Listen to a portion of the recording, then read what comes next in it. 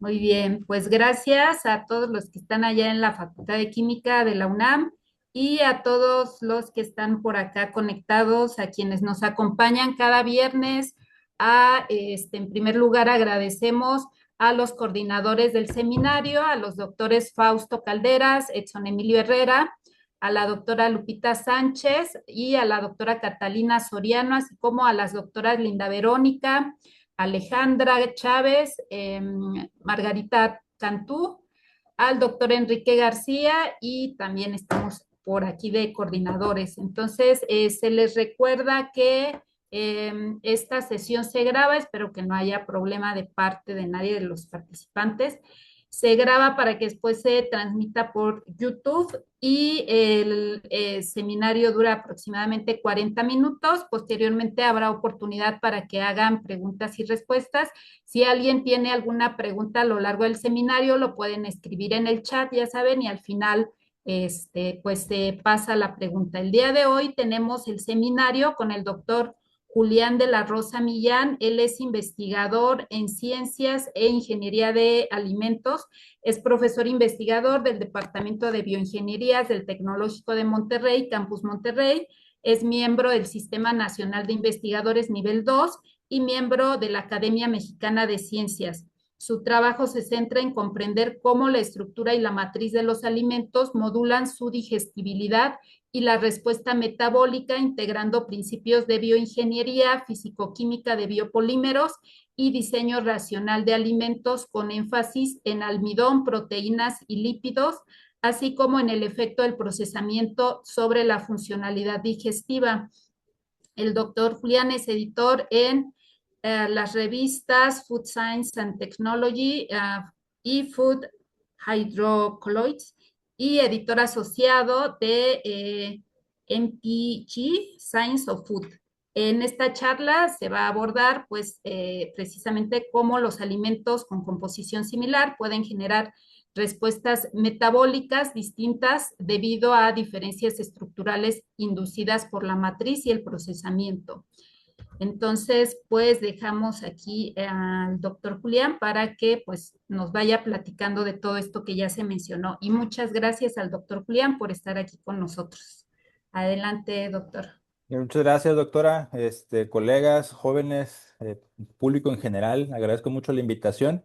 Me siento muy contento de compartir con ustedes, que es un foro pues diverso, ¿no? Este tema tan que me apasiona mucho, básicamente. Entonces, eh, pues hoy les voy a compartir algunas slides que normalmente utilizo para presentación en congresos internacionales y particularmente estas han sido utilizadas para mostrar a personajes académicos o a personas de la industria cosas o relacionadas con los proyectos que llevamos a cabo aquí en el Tecnológico de Monterrey. La plática tiene componentes generales, podemos decirlo, de cultura popular y técnicos también, obviamente.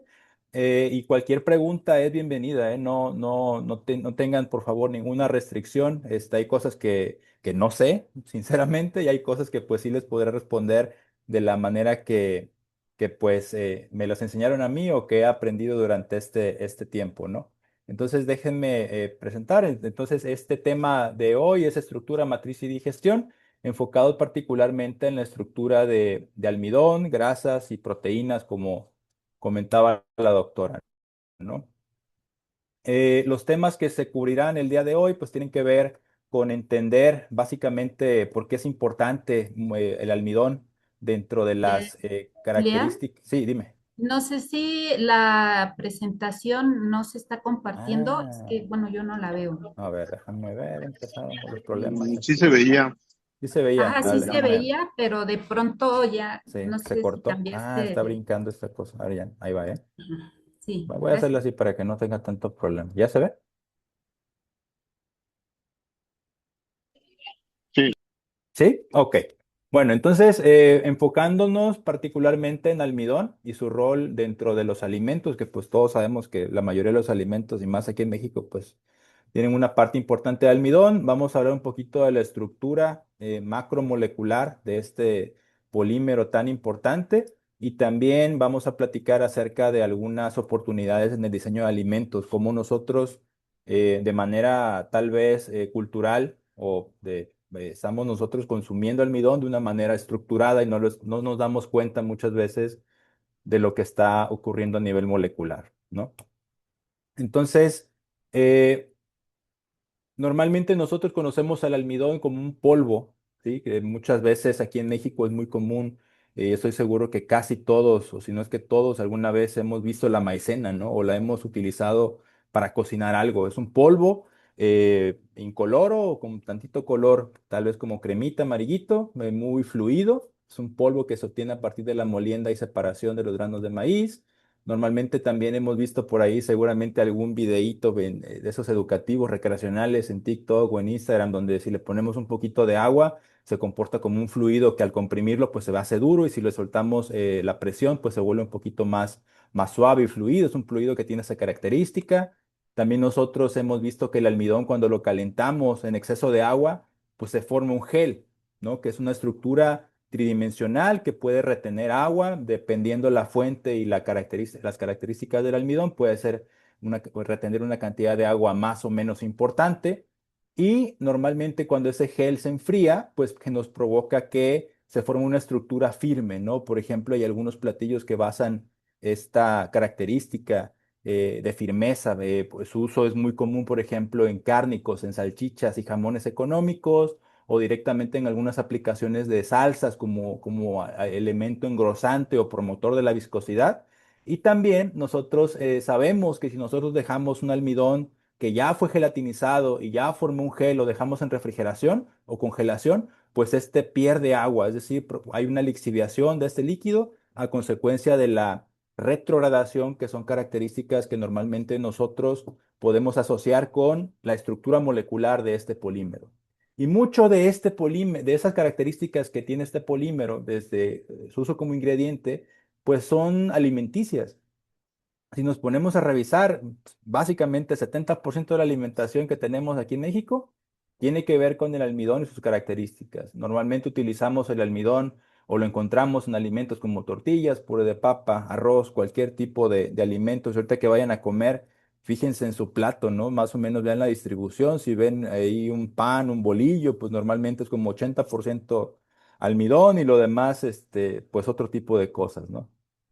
Y algunas de las características que normalmente utilizan a nivel industrial o que son importantes acerca del almidón, pues tienen que ver con esto, ¿no? Que normalmente son características de engrosamiento y gelificación, estabilización y unión, promoción de la estructura, como un aditivo funcional. También puede ayudar se puede utilizar como algún ingrediente que de proceso, como algún pegamento ecológico, si ustedes quieren ver también. Y usos innovadores que tenemos hoy en día, pues hay un montón de bioplásticos, ¿no? Que básicamente muchos de los polímeros que son degradables o biodegradables, pues tienen este componente. Y particularmente aplicaciones también que tienen que ver con remediación, o que si modificamos químicamente el almidón, podemos nosotros tener partículas que puedan retener algunos tipos de compuestos que no queremos en algún medio como agua, por ejemplo, ¿no? Podemos usarlo para purificar, etcétera, ¿no? Hay bastantes usos y aplicaciones.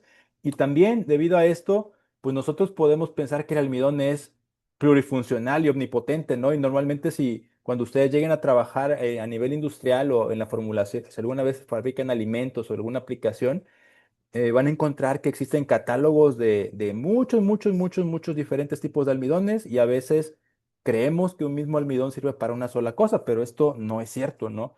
Y les traigo una analogía bastante visual, ¿no? Este es un auto compacto, particularmente es un Ford Focus. Y nosotros seguramente hemos visto que de repente los autos, pues cuando lo compramos en la agencia o que lo acabamos de adquirir, pues tiene un paquete de prestaciones, ¿no? Que pues el auto sirve para que tú vayas del lugar A al lugar B y se acabó. Básicamente lo demás ya son decoraciones, ¿no? Cosas extras, si queremos rines, llantas, etcétera, ¿no? Pero bueno, básicamente esto le pasa al almidón. El almidón es una molécula, una partícula que sí tiene muchas ventajas, tiene muchos beneficios, pero no todos los almidones sirven para todo y mucho de esto tiene que ver con su aplicación o para lo que lo vamos a aplicar en alimentos, ¿no? Entonces, un auto de línea, un auto nuevo, normalmente tiene aplicaciones muy básicas, pero pues de repente hay gente que lo quiere transformar en algo para lo que no fue hecho, ¿no? Y de que se puede hacer, se puede hacer. Si nosotros modificamos este auto y le ponemos unas llantotas como esta, pues básicamente nos podemos trepar en cualquier lugar, subir un cerro, andar en la selva, o si de repente le modificamos la suspensión y hacemos otra cosa, pues lo podemos utilizar para lo que nosotros querramos, ¿no?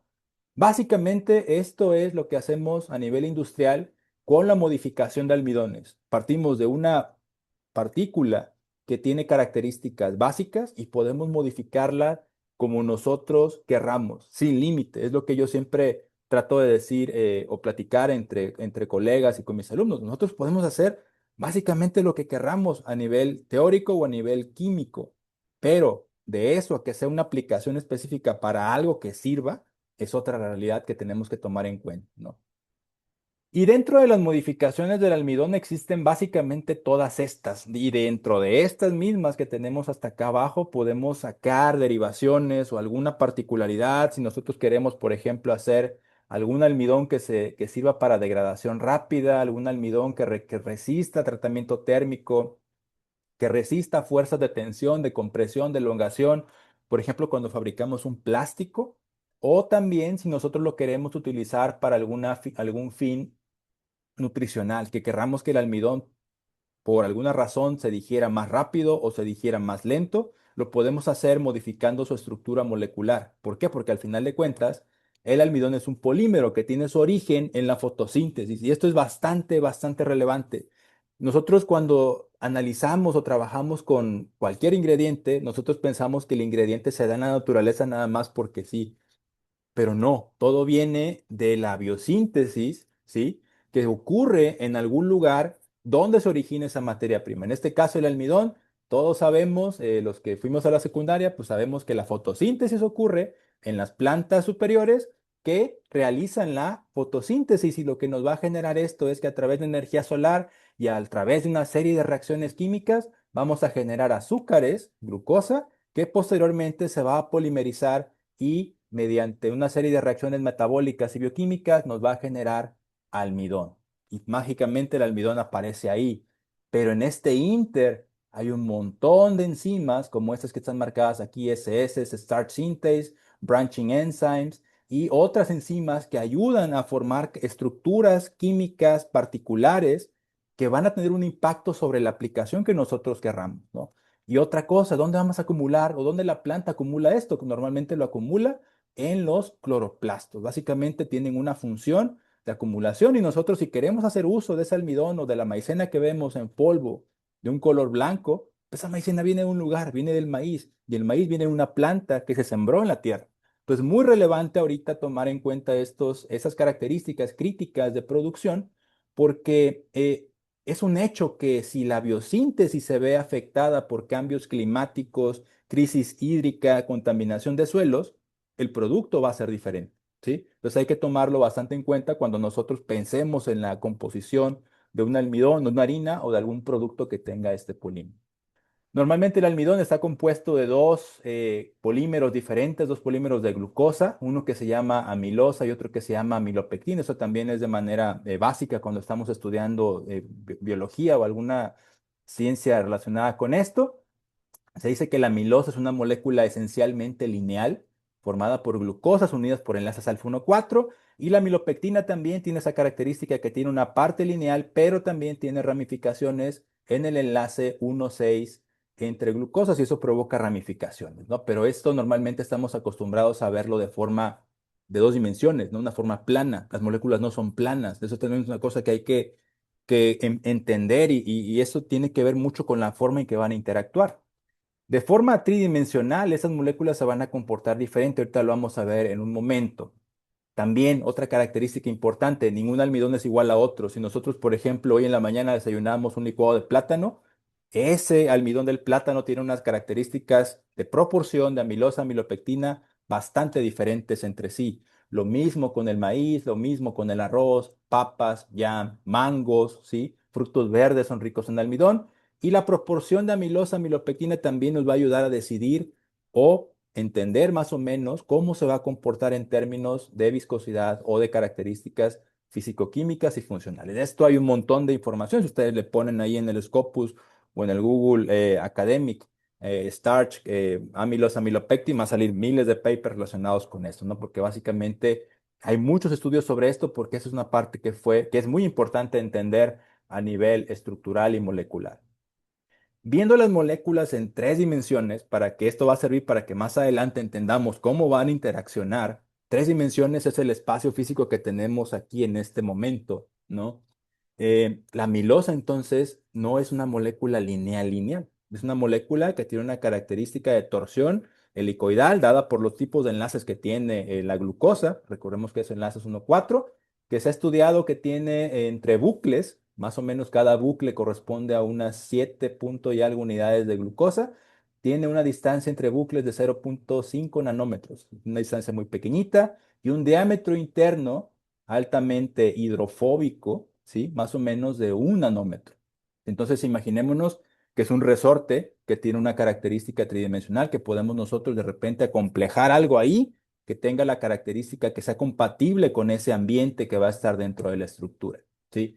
De esto se da el experimento que hacíamos en la primaria o en la secundaria, ¿no? De ponerle yodo o isodine a una papa y que, pintó de morado, ¿no? Pintó por el almidón, pero el almidón aquí, pues básicamente lo que está reaccionando es la amilosa, que ahí el yodo entra dentro de esta estructura, entra aquí en este bucle y nos va a dar esa coloración de color morado, ¿no? Dependiendo la intensidad.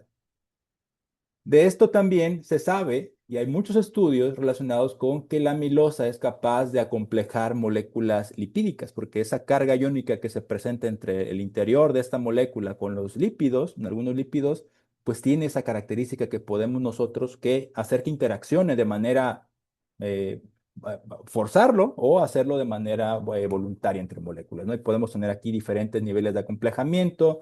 También es una metodología, por ejemplo, una manera de poder determinar cuánta amilosa, amilopectina tenemos utilizando diferentes, la coloración de este acomplejamiento y podemos nosotros definir más o menos cuánto tenemos, ¿no? Y por ejemplo, aquí es una prueba importante también para ver qué tanta amilosa está acomplejándose con el yodo, perdón. En el caso de la amilopectina, es una molécula altamente ramificada, ¿sí? No tiene mucho que ver con la imagen que vimos antes. Esta es una representación también que se ha visto que puede ser probable de acuerdo a cálculos de matemáticos y de rayos X particularmente. Y cada una de estas ramificaciones tiene la característica de que son dobles hélices. O sea, ya no es una hélice sencilla como en el caso de la amilosa, sino aquí tenemos doble acomplejamiento. Quiere decir que en un espacio muy pequeño relativamente acomodamos un peso molecular muy alto, ¿sí? Aquí hay una importante razonamiento que tenemos que tratar de imaginarnos cómo está esto. Y esto nos habla de que esta molécula, la amilopectina, es altamente estable y esa es particularmente es la que es responsable de la mayor capacidad de retención de agua dentro de un alimento, ¿no? Y acá tenemos la clasificación, hay diferentes tipos de cadenas, ya son términos ya enfocados en entender cómo está la estructura y todo esto. Y básicamente también todas esas características son diferentes en los almidones. Hay almidones que tienen mayor proporción de cadenas tipo A, otros que tienen mayor proporción de cadenas tipo B y otros tienen una mezcla de A y B. Entonces, al final de cuentas, esto se vuelve una mezcla compleja de polímeros, ¿sí? Dentro de una misma partícula granular y una especie botánica particular también. Y eso básicamente se puede obtener en este caso. Estas gráficas son obtenidas por cromatografía de intercambio iónico, que básicamente podemos determinar cuál es la longitud de cadena particular de cada una de estas fuentes que están aquí ejemplificadas. Y después de esto, ese es el orden secundario. Después de esto, ¿cómo se acomodan estos clústeres o estos bloques para formar un gránulo? No hemos llegado al gránulo todavía. Sí, eso estamos hablando a nivel molecular, estamos entendiendo las ramificaciones y esas ramificaciones van a formar estructuras que se conocen como estructuras supramoleculares, es decir, la estructura que contiene estructuras. ¿Sí? Y esto básicamente también nos va a ayudar a entender por qué este empaquetamiento de estructuras y de dobles hélices que van a converger entre sí tiene que ver con la funcionalidad particular de cada uno de los tipos de almidón. Y ahora sí, lo que normalmente vemos en un almidón, el almidón es un gránulo, ¿sí? Nos dicen que tiene regiones amorfas y regiones cristalinas, pero esto viene dado por la estructura supramolecular, no es nada más que a la planta se le ocurrió acomodarlo así, ¿sí? Básicamente es un arreglo que permite una acumulación eficiente de carbohidratos en una planta también para su futuro desarrollo. También recordemos, y eso es lo que me gusta siempre mencionarle a mis alumnos, las plantas no fueron creadas para alimentarnos. Las plantas tienen su estructura porque sí. O sea, básicamente son determinadas por las condiciones climáticas. Que nosotros como seres humanos utilicemos esas características en nuestro beneficio, esa es otra cosa. Y por eso es importante entender cómo están acomodadas todas estas, ¿no? Y básicamente esas son imágenes de diferentes tipos de almidón. En este caso, imágenes de SEM o de microscopía electrónica de barrido. Básicamente aquí una muestra del tamaño del almidón de papa, que más o menos tiene un promedio de tamaño de gránulo de entre 80 y 90 micras, gránulos de arroz que son entre 5 y 10 micras, y el de maíz que está alrededor de los 50 micras más o menos en tamaño. Son diferentes tamaños, diferentes formas, con diferente composición de amilosa amilopectina. Entonces todo esto se vuelve algo muy complejo a analizar. O sea, almidón no es almidón nada más. Siempre que hay que tratar de llevar a entender cómo esa estructura se está acomodando dentro de una partícula tan pequeña. Bueno, ahora sí, ya después de que vimos todo lo que tiene que ver con la estructura del almidón, ahora, ¿qué tiene que ver con los alimentos, no? Normalmente el almidón compone hasta el 80% de la ingesta calórica en la mayoría de las poblaciones. Ya hagan memoria, ¿no? Ustedes qué comían cuando eran niños, qué conocen de otras culturas en el mundo que consuman almidón. Pónganse a pensar más o menos, ¿no? Cada quien tiene su manera de prepararlo, cada quien tiene su manera de hacerlo. Hay particularidades, pero lo que todo coincide aquí es que la mayor parte de esa alimentación, de la que obtenemos energía, obviamente, pues tiene que ver con el almidón, ¿no? En alguna de sus formas, ¿no? Particulares aquí. Y por ejemplo, también dentro de esto, como seres humanos, pues no nada más comemos por comer. Si ustedes ponen a pensar, el hecho o la experiencia de comer nos provoca un placer. Y este placer viene derivado de las estructuras que nosotros lleguemos a formar durante el consumo de los alimentos, ¿no? En este caso, este ejemplo, traigo aquí este compadre está haciendo aquí una tortilla gigante, así como ¿cómo le dicen? Las sobaqueadas de allá de Sonora. O también aquí estas señoras pues están haciendo unas tortillas de comal, y aquí esos japoneses están haciendo un postre que se llama mochi, que básicamente todo es almidón de trigo, almidón de maíz y almidón de arroz, ¿sí? Que mediante el tratamiento que le están dando presenta características muy particulares que convergen en estructuras diferentes y en digestiones diferentes. Entonces, déjenme mostrarles tres papers de los cuales he trabajado durante estos varios años ya que tengo trabajando con el almidón, y que mi particular objetivo personal, pues es todavía, en ese momento también era, pero ahorita todavía es, entender cómo yo pudiera modificar almidones modificando algunas o utilizando algunos tipos de reactivos prácticos, sencillos, baratos, económicos, y otro, cómo el almidón pudiera interactuar con proteínas e hidrocoloides en sistemas de panificación. Y al último, uno que publiqué el año pasado relacionado con tacos. Entonces déjenme hablar un poquito de esto, ¿no?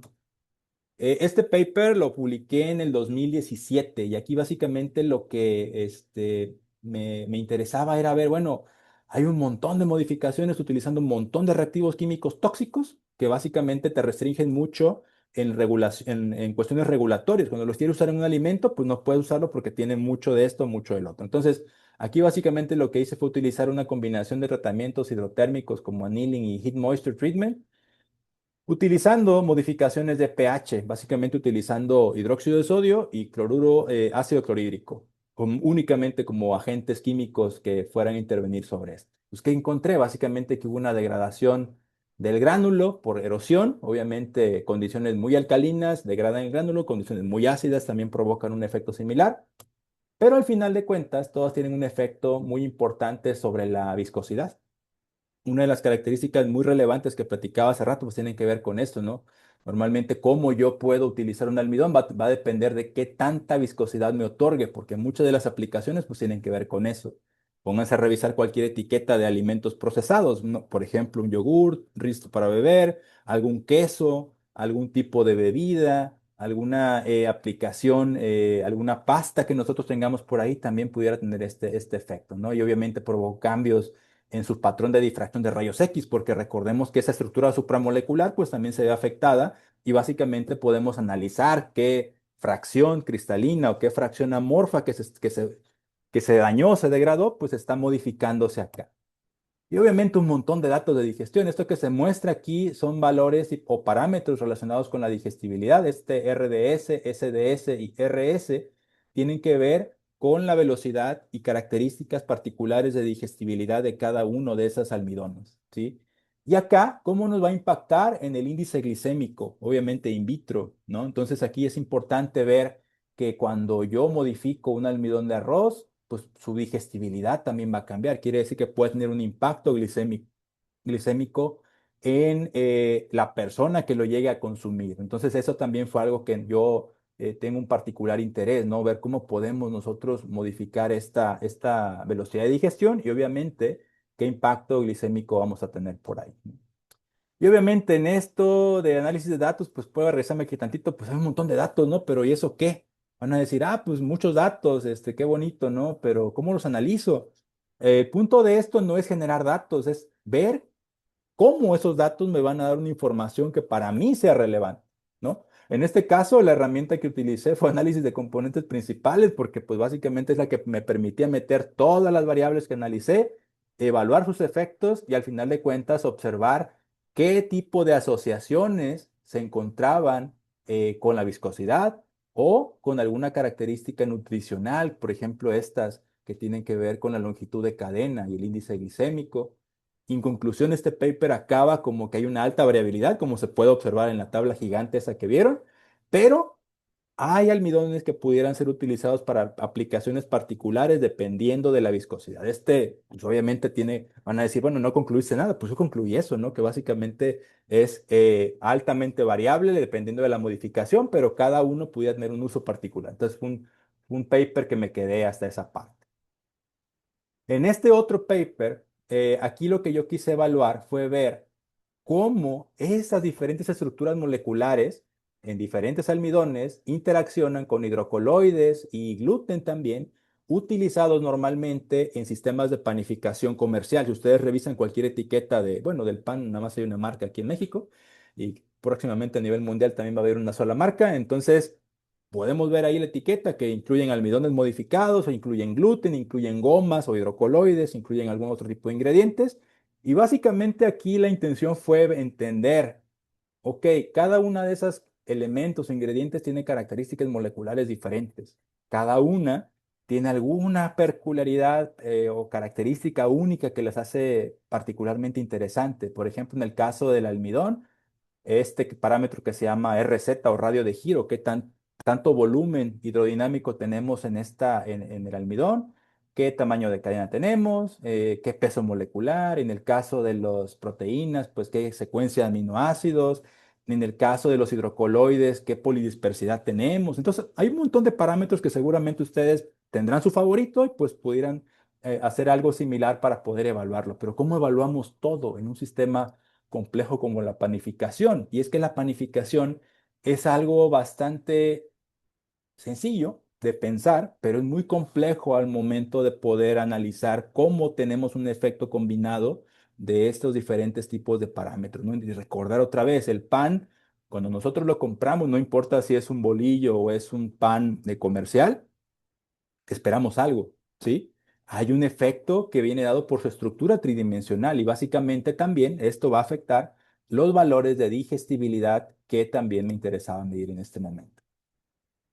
El paper lo pueden consultar, es muy complejo en términos de datos. Aquí lo que yo utilicé como herramienta para discernir o decir, sabes que, a ver, no voy a analizar todo, pero necesito analizar cuáles valores tienen un efecto importante sobre la característica de índice de velocidad de digestión, por ejemplo, fueron estos, ¿no? Entonces aquí en este caso, cuando yo quisiera desarrollar una velocidad de digestión lenta, o sea, que el pan se digiera lentamente, ¿sí? No de forma rápida como lo hace ahora, sino de forma lenta, el almidón de arroz y el almidón de maíz tienen un efecto importante. Entonces, esos ya como que los escogí. Después, si yo quisiera incrementar el contenido de almidón resistente, porque yo sé que el almidón resistente es bueno porque se considera como fibra dietaria y entonces la gente con diabetes o que quiera bajar de peso lo puede consumir más. Bueno, entonces yo voy a utilizar una mezcla de arroz, papa, gluten vital y gluten no vital. Aquí empiezan a intervenir o interferir las proteínas,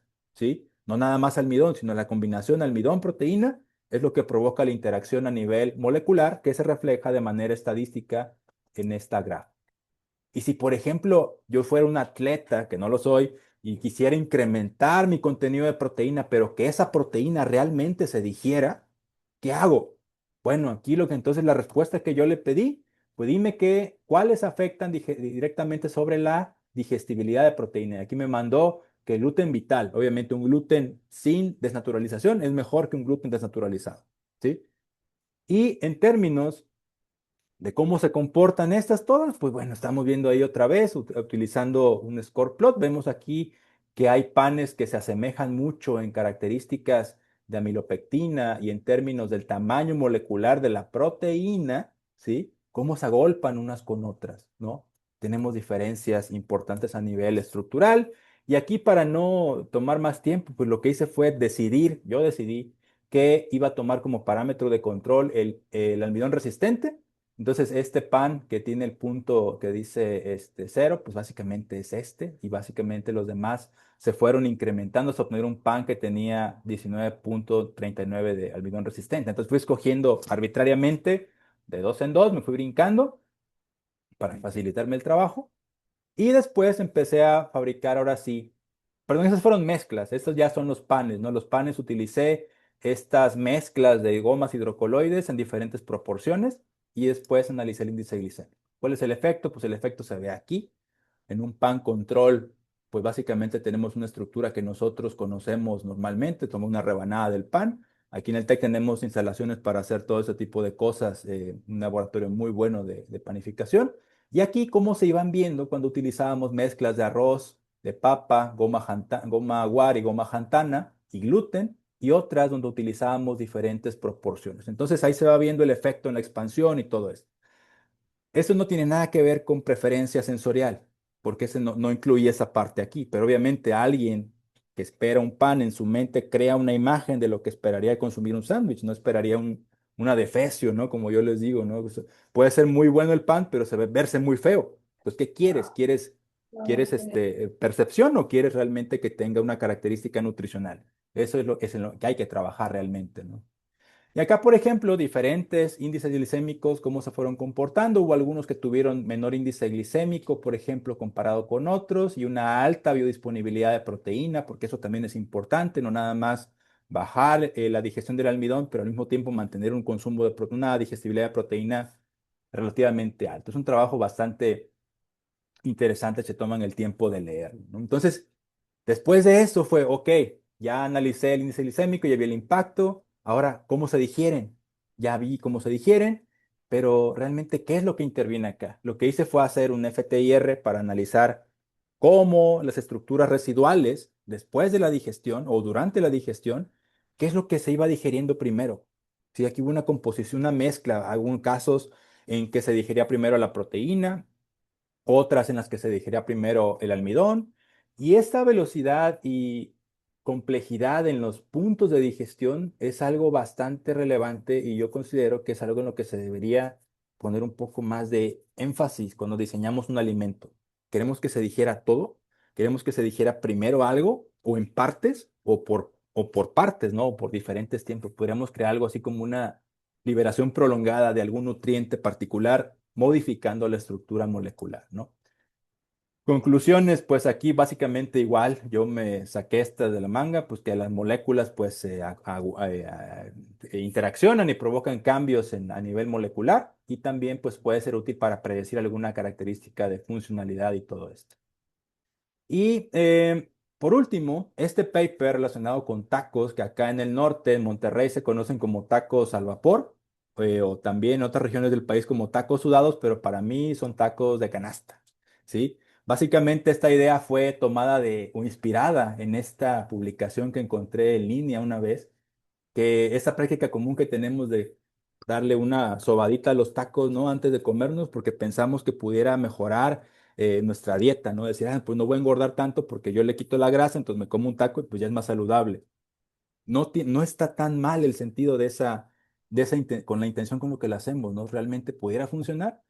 Entonces aquí lo que yo hice fue utilizar el taco al vapor como modelo. Básicamente esa es una imagen del tipo de tacos que se realizaron para este paper y utilizando diferentes tipos de masas comerciales de estas marcas que tenemos aquí.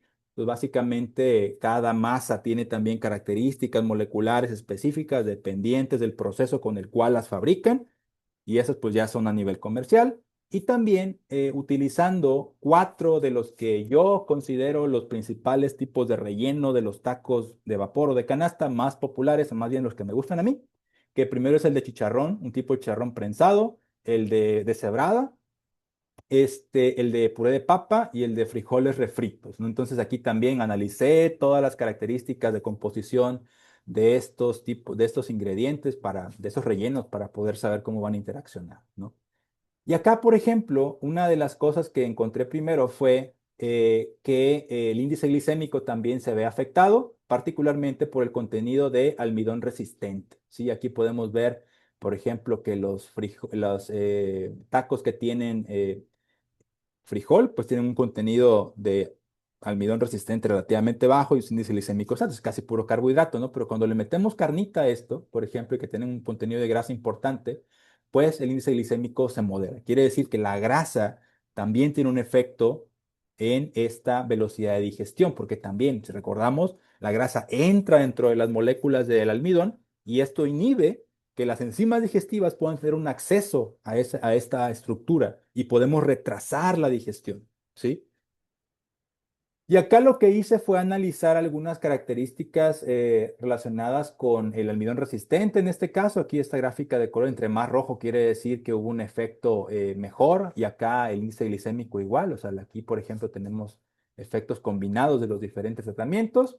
Y para probar esto, utilicé un sistema Murino. Básicamente utilicé ratoncitos donde medí algunas características relacionadas con la señalización hormonal que tiene que ver con qué tan rápido te llenas, ¿no? La grelina, la GLP-1 que está muy de moda ahora y también la insulina. Básicamente, pues también hubo una alta variabilidad, pero normalmente cuando tenemos mezclas de estas combinaciones de almidones altas en grasa y altas en proteína, se obtiene una mejor respuesta hormonal. Quiere decir que el hecho de consumir alimentos que tengan un balance entre carbohidratos y proteína pudiera ser beneficioso en el momento que nosotros consumimos los alimentos. Pónganse a pensar, ¿qué taco les llena más? ¿Uno que tiene una composición mayor de carbohidratos o uno que tiene más carne? ¿No? En ese sentido, pudiéramos hacer esta analogía un poquito rápida. Y aquí básicamente que la conclusión fue que hay una interacción importante entre almidón, lípidos y otros componentes como los fenólicos también que existen en los frijoles o las salsas que utilizamos, es otra cosa también que me gustaría explorar, cómo las salsas podemos obtener algún beneficio nutricional o metabólico de estas, ¿no? Y acá, ya para casi para terminar, pues básicamente, ¿qué veo como oportunidades o retos en esta parte de alimentación y estructura molecular? Pues que esto sea escalable. ¿Cómo lo hacemos para que sea escalable? Porque está muy padre trabajar en laboratorio, pero normalmente se queda ahí. Pero ¿cómo le hacemos para que esto pueda ser escalable? También entender o ayudar a las agencias regulatorias a que ellos entiendan cómo nosotros podemos modificar esa velocidad de digestión y tener un beneficio metabólico a partir de la interacción de moléculas. Y obviamente también utilizando herramientas que ahorita están muy accesibles y muy populares y todo el mundo está muy receptivo a esto de la inteligencia artificial para mejorar procesos y que sea un poquito más rápido. Y bueno, espero no haberlos distraído porque hablé demasiado rápido. Estos son mis contactos, mi correo. Tengo cuentas en X, en Facebook, en Instagram, en Facebook, en todas casi las plataformas. Y pues cualquier pregunta, duda que tengan, con mucho gusto la contestamos. Y también, como dice ahí al último, ¿no? Siempre estoy buscando talento extraordinario, ¿no? Si alguien está interesado en algún tema relacionado con esto, pues me gustaría mucho poder tener contacto con ustedes. Muchas gracias al doctor Julián. Vamos a abrir el espacio para preguntas. Pues es muy interesante este tema y justamente a mí eso me motivó a invitarlo porque digo, pues todos comemos, ¿no? Todos llevamos a cabo estos procesos y entonces pues es del interés, debe ser del interés de todos. Y Ya saben, si alguien tiene alguna pregunta, pueden levantar la manita y pasemos ya al doctor Edson Emilio. Adelante, doctor Edson. Perdón, buenas tardes, ¿me escuchan? Buenas tardes. Sí, sí, Sí, Buenas adelante. tardes. Sí, primero que nada, agradecer al doctor Julián de la Rosa Millán su amable presencia, su amable plática. Me gustó mucho. Perdón si me veo, estoy moviendo, es que acabo de entrar a un Sambors a comprar plumones y reprobar a mis alumnos, como muy debe de ser. bien. Bueno, lo primero que quiero comentar es que ahorita me voy a ir por unos tacos, me dio hambre, o sea, uno de papa, que son los primeros, y eso es lo más importante. Segundo, no muy interesante todo lo de la ciencia de alimentos, la ingeniería de alimentos, y yo quisiera preguntar, nosotros hacemos, bueno, su servidor hace reología teórica y he estado en cuestiones de flujo, en cuestiones de todo eso. Tú presentas varias pruebas, obviamente hablas de difracción, de rayos X, si entiendo, hablas de viscosidad con respecto al tiempo, todo eso. ¿Cuál, han realizado ustedes pruebas reológicas sobre los alimentos? Porque desgraciadamente la reología, o afortunadamente, nosotros vemos la respuesta mecánica de los materiales, qué tan elástico, qué tan viscoso es, y toda la parte interna molecular, pues no la perdemos. Obviamente si hay gente en el grupo que hace dinámica molecular, que eso le hablan a Dios, pero yo hago cosas más de estar, de cosas más de que veo si está viscoso o no, qué tan elástico. ¿Qué pruebas han hecho ustedes? O si las hacen, ¿me podrías comentar algo acerca de eso? Doctor Julián, por Sí, favor. sí, sí, claro, muchas gracias. Mira, ese tema es bastante interesante y de hecho yo he trabajado con reología hace varios años, la verdad. Normalmente, muchos de los esfuerzos que yo hago en este tema de investigación en alimentos, no utilizo reología fundamental porque no todo el mundo le entiende. Entonces es complejo tú presentarle datos reológicos a una empresa y que te entienda, ¿no? Entonces, aquí lo que yo hago es utilizar viscosímetros como el RBA. De repente utilizamos algún otro viscosímetro para masas. Digamos que nos quedamos en el reino de lo macromolecular. Si nosotros quisiéramos diseñar específicamente un ingrediente de alguno de estos que yo mostré para alguna aplicación en salsas o aderezos que yo le fuera a proponer a una empresa, ahí sí me iría a utilizar reología, porque la reología me daría, como tú bien mencionas, estos criterios de cuándo y de qué tipo de fluido estoy hablando, porque entonces ahí yo me meto en temas de transporte de este material en tuberías y todo esto, ¿no? Pero para términos de estructura general y de lo que yo hago, me enfoco más en viscosidad macromolecular. Pero sí, la reología es un hecho que me ayudaría a explicar muchas de las características de interacciones moleculares que ocurren en este tipo de matrices. Perfecto. Nada más una última pregunta y sobre todo agradecerte la gentileza de estar aquí en tu casa. Este, eh, ¿Qué tipo de ecuaciones? Porque nosotros caracterizamos y tenemos un modelo en el grupo. Ese modelo lo hemos publicado recientemente. Pero ¿qué tipo de ecuaciones han utilizado? Si han utilizado esas ecuaciones viscosas, inelásticas, viscosas, viscoelásticas, no lineales, o si no has utilizado ninguna ecuación para la caracterización, que yo creo que sí. ¿Cuál sería más o menos el modelo que tú crees que se pueda emplear o pues para describir el flujo y la transferencia de momento de este tipo de sistemas? Y si no Fíjate hay, pues ahí que, está la colaboración. claro, Nosotros no, sí, hacemos eso totalmente. y Sí, sí, sí. nos vamos a echar unos tacos después del paper. Así que bueno, gracias, Estaría gracias. interesantísimo, muchas Bien. gracias. Y de hecho, sí, fíjate que no he llegado tampoco a ese punto, porque de hecho, pues es algo que sería bastante útil para explicar qué pasa durante la digestión. ¿Sí? Cómo va cambiando por términos de hidrólisis enzimática lo que ocurre con los polímeros de almidón, de proteína y de grasa, cómo va cambiando eso en términos de digestión. Y eso explicaría un montón de cosas que ahorita, la verdad, no he tenido el tiempo de hacerlo, ¿no? Pero con mucho gusto, te pediría tu contacto después para que nos echemos una platicada, ¿no? Eso es. Perfecto, pues agradezco mucho tu gentileza, Julián. Esta es tu casa y estamos a tus órdenes, el grupo de bioingeniería. Gracias, doctora María. Gracias. Gracias, Gracias, gracias doctor a todos. Edson. Gracias. Pues Tenemos también al grupo de Laboratorio de Ingeniería Química Ambiental y Química Ambiental, los nuevos chicos del ICAICA. Yo me siento ya un poco de las generaciones pasadas, pero ahora están aquí. A mí me da mucho gusto que estén ellos conectados. Justamente la palabra panificación, yo la conocí en ese laboratorio, que es como mi casa. Entonces, yo no sabía que existían esos procesos hasta que llegué con la doctora y tampoco me detenía a revisar los ingredientes de los alimentos que compramos ya procesados, ¿no? Hasta que llegué con la doctora Carmen Durán y ella nos empezó a hablar de edulcorantes, la trabajo a decir, y todas esas cosas. Y justamente allá tienen un grupo, recuerdo había el doctor Samuel, que ahora ya nos de dónde anda, pero también experimentan con ratitas y no sé qué cosas hacen. Entonces, adelante, chicos, allá Flor, quien esté. Adelante, si van tienen pregunta. Tan risa y Sí. risa, nada más. Sí. Hola, ¿Qué tal? muchas Hola. gracias por la presentación. Aquí nos surgió una duda aquí al grupo y es que basado en los experimentos que hizo con todas estas alteraciones de pH, ¿cree que habría un efecto metabólico notorio si le echamos limón a los taquitos o no?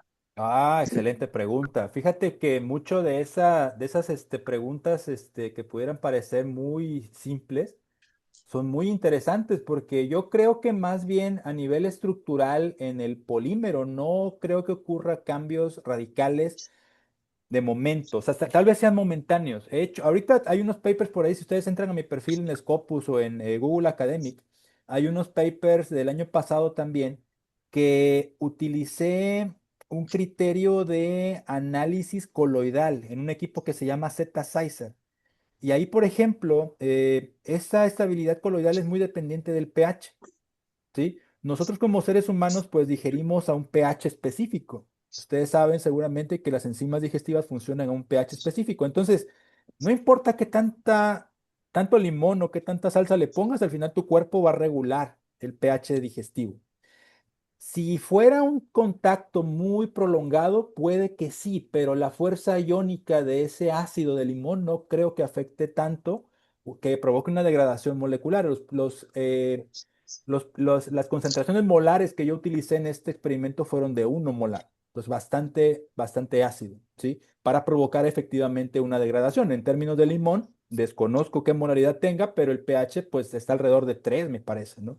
Entonces, si por contacto no pudiera modificarlo tanto, tal vez por alguna cuestión que anda por ahí libre una cadenita, pues la puede modificar, pero en términos digestivos, no creo. En términos de inhibición enzimática, ahí sí, porque también tenemos enzimas en la boca que pueden ser parcialmente inhibidas por este ácido, ¿no? Entonces ahí sería interesante también ver el efecto de eso. De hecho, es una cosa que también quiero probar, ¿no? Ver qué tal es el efecto con un limón, con una salsa, con algo así, ¿no? Acompañantes. Ay, muchas gracias. ¿Tienen alguna otra pregunta? No, no le preguntamos lo de los refrescos. ¿Sí? Sí. Ay, bueno, Pregunten, esta no es pregunten. tan seria, esta no es tan seria, pero ¿cómo le dieron los tacos a las ratitas? O sea, físicamente, ¿cómo se Sí. los dieron? ¿Era un pedacito? No, los tacos Probar. después de que se prepararon, fueron liofilizados, ¿sí? Y al liofilizarse, Ah, pues se retira todo el agua, después hubo una molienda que fue muy gruesa, porque esa molienda pues no puede ser muy efectiva cuando tienes fibras como la carne y esto, ¿no? Entonces fue una molienda, así un machacado, diré yo, y ese machacado fue el que se le suministró en las dietas a estos animales. ¿cuánto tiempo duró el experimento? Pregunta el maestro Rolando que ¿cuánto tiempo duró el experimento? Dándole los Duró, me parece que 5 semanas, fue un servicio externo. No. Ok. Ok. Sí. Muchas gracias de parte de todos aquí en el laboratorio.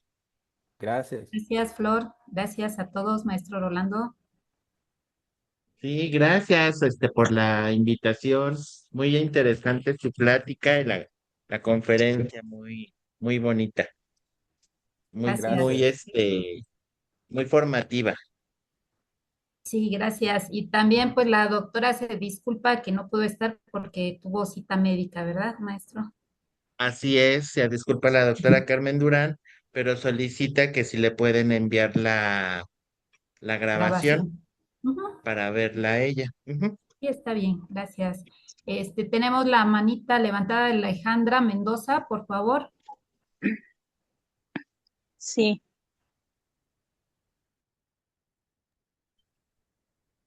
Bueno, ¿me escucha? Sí, sí. Bueno, buenas tardes, doctor. Yo tuve la fortuna de hacer tesis de reología en chocolate y también el cacao presenta almidón. Sí, Em, sí, sí. Presenta 7% de su masa total y de ese 7% la mayor cantidad de porcentaje es un almidón llamado, bueno, ya lo mencionó usted, la amilopectina. Otros papers en revistas científicas indican que el consumo de cacao reduce los niveles de glucosa en sangre. ¿Está Ok. relacionado esto con el tipo de almidón que presenta el cacao? No, más bien ahí, fíjate, déjame a ver si no me toma mucho tiempo encontrar un paper que hizo una alumna mía, relacionado con cacao. O sea, parte de esto, mi interés en alimentos es más, va más allá del almidón, ¿no? Pero sí, o sea, es muy, déjame ver dónde dice Podrado.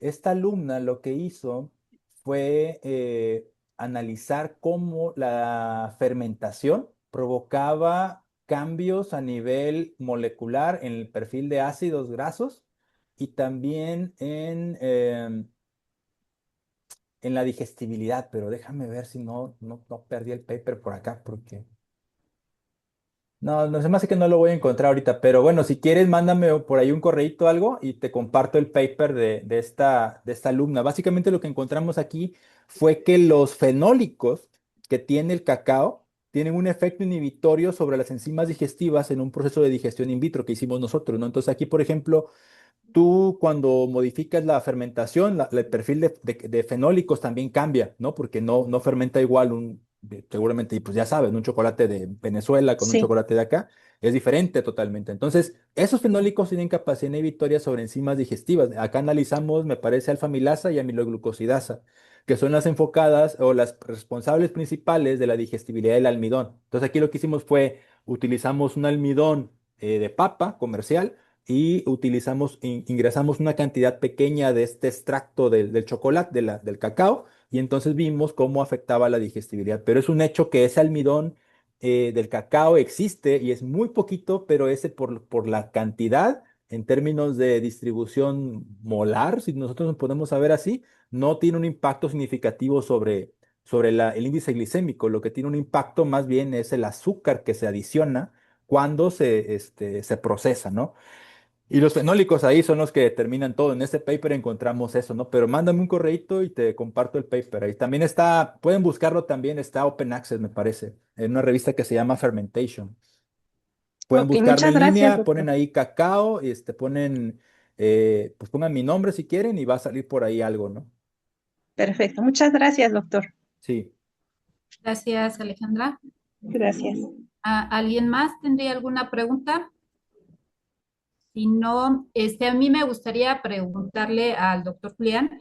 El doctor Julián, como lo menciona, hace sus publicaciones, las transmite en varias redes sociales y yo empecé a ver en Facebook como el resumen, yo creo que de cada una de estas publicaciones, ¿no? Y se me hizo muy interesante porque pues justamente de pronto uno tiene problemas con eso, con la digestión, cómo digiere uno los alimentos, de pronto encuentra uno información, bueno, ahí sale sobre cómo, si come uno, el orden en el que come uno los alimentos, ¿no? Y demás. Pero creo que es muy complejo, es mucho más complejo de lo que pensamos, cómo entran en juego todas estas enzimas y todos estos procesos, pH, toda esta química. Se me hace muy, muy interesante. Y mi pregunta sería si hay algún libro, publicación más como de difusión en donde pudiera uno informarse y documentarse de todo este tipo de hallazgos que ustedes o que tú has hecho, ¿no? O has tenido a lo largo de este tiempo. Pues fíjate que eso es algo que me ha dicho mi esposa siempre. Hazte un Hola libro. Erika, Y ahí saludos. está, pero Ella bueno. García, la Este, Viola. sí, o sea, la verdad, esto es reciente que he hecho así como tratar de, como dices tú, ¿no? De hacerlo más público, más Ujú. llano, sin tanto término complejo, Sí, porque luego sí, las personas pues no entienden de lo que hacemos, ¿no? Y eso es en sí. todos los ámbitos, ¿no? No nada más en este tema. Pues es una cosa que traigo por ahí, de hecho alguna de las frases esas que están ahí en la presentación pues fueron algo que he avanzado en escribir, pero entre tanta cosa pues no me he dado el tiempo de hacerlo formalmente. Creo que es algo muy importante tratar de buscar información siempre. Es algo que a mí durante mi formación de posgrado, de maestría y doctorado siempre me recomendaban, era busca muchas fuentes y no confíes en lo primero que te digan, ¿no? También eso yo les diría Sí. ahorita, pues no me crean todo lo que les dije, ¿no? Busquen, indaguen, pregunten, busquen otras fuentes, porque pues eso también nos lleva a que nosotros seamos más abiertos mentalmente, ¿no? Que no nos quedemos nada más con una idea. Por ejemplo, muchas de estas cosas hace 20 años, si me hubieras preguntado qué pensaría de esto, yo diría, no, hombre, eso qué tiene que ver, pero pues ahorita con todo lo que he visto de mis alumnos que han trabajado con diferentes matrices, no nada más almidón, sino por ejemplo, pues, chocolate, algunas plantas medicinales u otro tipo de cosas, pues es bastante relevante. Incluso ahorita mi alumna actual de doctorado que anda por acá también, ya la vi, va a trabajar con plásticos, con bioplásticos o materiales, ¿no? Entonces, todo eso tiene que ver al final porque no podemos. Sí, bueno, cada quien toma sus decisiones, ¿no? Pero yo en mi personal criterio, tenemos que ser abiertos a todo, porque nosotros intervenimos sobre diferentes, o podemos intervenir sobre diferentes aspectos de un tema, no nada más quedarnos, por ejemplo, en digestibilidad, nutrición, sino podemos ver materiales, cuestiones moleculares, etcétera, ¿no? Entonces sí es bastante amplio y eso está en mi lista de tareas, ¿no? Pero créeme que cuando tenga un avance lo voy a ir publicando por ahí. Sí, sí, estaremos atentos porque, como bien lo mencionas, el tener la información, sí, hay también más digerible, cognitivamente, pues también ayuda. Y y a mí me gusta mucho, la gente que me conoce, me gusta muchísimo el pan. Y también me gusta hacer tamales porque no me gusta cocinar, pero sí me gusta hacer tamales, porque me parece como increíble cómo se toma esta consistencia a partir del maíz, la nixtamalización primero y después nada más le pones grasita y se hace como pancito, pero no es pan, ¿no? Y la Sí. consistencia rica. Entonces, discuto ahí mi otra prima que Monse es nutrióloga con que cuántas raciones corresponden a una sí, de carbohidratos. Me dice un tercio de tamal y cómo es posible si Sí, yo de eso como. también es importante. O la torta de tamal, ¿no? Es algo también, Sí, una sí, cantidad sí, brutal, pero poco sí. digerible. Eso es importante, ¿no? Entonces, ¿qué tan eso? Como, qué tan benéfico o dañino es justamente eso de los tamales para esta parte de la digestión? Pues en términos moleculares, he hecho avances también en eso, porque es otro tema también que me intriga. Hay muchos tipos de tamales en México, si ustedes ponen a analizar. Pero es un hecho, ¿no? O sea, aquí la dosis es el problema. En términos moleculares hay una interacción fuerte entre la grasa y el almidón que provoca que se genere mucho almidón de digestión lenta. Por eso cuando nosotros comemos por ejemplo, una torta de tamal, pues nos llenamos, nos sentimos llenos un montón de tiempo. Podemos estar todo el día sin comer, nada más con una torta. Pero el hecho de que ingresemos esa cantidad de carbohidratos al cuerpo, ese es el problema, ¿sí? Técnicamente tendríamos que consumir un tercio de ese tamal, pero como no comemos tres tamales. Entonces, ahí ese es el problema, ¿no? Que el exceso de manera rápida provoca un golpe en la liberación de insulina. Y esto nos provoca un montón de desórdenes metabólicos que pues México es uno de el principal país con ese tipo de problemas, ¿no? Entonces aquí sí es la moderación, nos tendría que llevar al éxito nutricional, pero el hecho es que es complejo en un país donde tenemos una diversidad y una riqueza de alimentos como esta, ¿no? Entonces, sí existe la interacción, pero hay que moderarse. Muy bien, muchas gracias. Pues agradecemos al doctor Julián. Posteriormente estaremos enviando su constancia en este día y pues son bienvenidos todos. Gracias a todos los que atendieron a la invitación. Por ahí veo a Tania que anda en Morelos, Erika Juárez, que es mi prima, y pues todos los demás que también los esperamos en los próximos seminarios. Ya saben que se realizan cada viernes a las 12 del día, es el mismo enlace, la misma clave, y pues tendremos otros temas como normalmente en otras ocasiones. Agradezco a todos los compañeros de la unidad de bioingeniería que están por ahí, la doctora Alejandra, el doctor Enrique, doctor Joaquín, doctor Fausto, la maestra Domi. Muchas gracias a todos y pues que tengan buen viernes, buen fin de semana. Saludos a todos. Gracias Hasta por la luego. invitación. Hasta Claro, luego. gracias, felicidades. Gracias, doctor. Ay, saludos. Saludos, Ale. Gracias, Un abrazo, Lupita. Lupita. Gracias, doctora Mari. Adiós. Adiós. Bye. Adiós, chicos, chicas. Saludos.